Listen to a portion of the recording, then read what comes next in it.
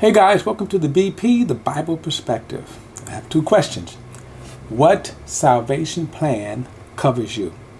And does your salvation plan provide enough coverage for you to get into heaven? You know, much like our healthcare debate that rages on today, there are health plans that provide for all of your health needs. And then the worst condition to be in is when you don't have any health care insurance.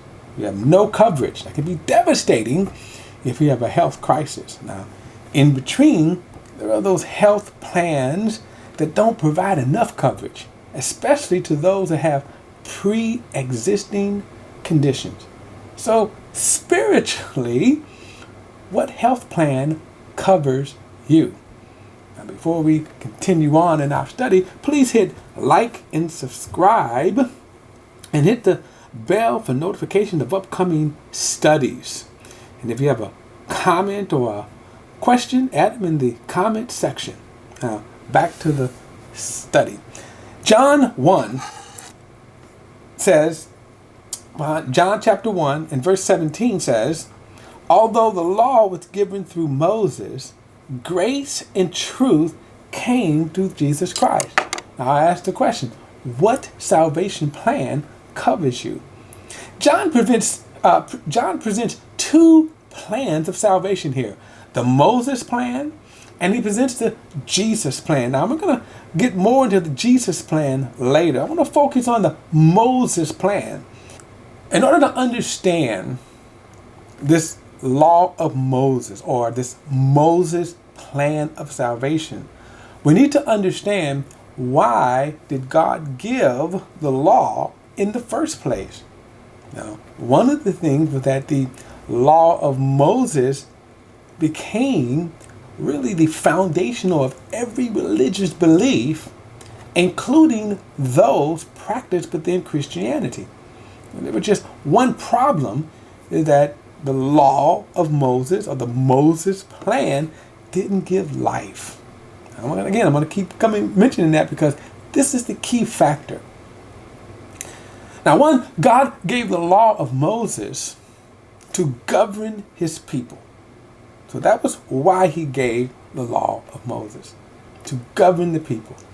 And there were kind of three areas of the law. There was the ceremonial law, which was the practice of the precepts and the commandments that govern the worship of God. How do I worship God? Well, that was the ceremonial part, so the idea of the priest, okay, and their a temple service, right? How do you obey the commandments for observing the Sabbath days and the worship and the offering? That was the ceremonial part. Then there was the civil part of the law, and that is how to govern people, the laws in which how we get along with one another. And they were laws of right and wrong. So, for example, you just can't take your neighbor's ox. Thou shalt not covet thy neighbor's wife, right? Thou shalt not murder. So here were the consequences if you violated those commands, those civil commands. And then there was the moral side of the law, and that is playing just overall right and wrong. What is right and what is wrong? And we benefit most today from that because we have a measuring rod as to, again, what is right and what is wrong. And by the way, that right and wrong is based upon the value that God placed upon man. And then God says, hey, this value one another as I have valued you. So these moral law that govern right and wrong, that was that's the purpose of the law.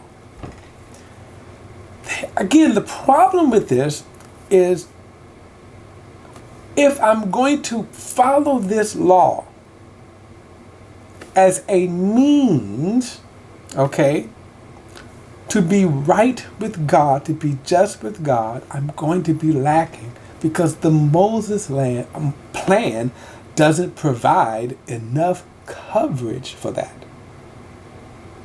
Why? Because it doesn't give life.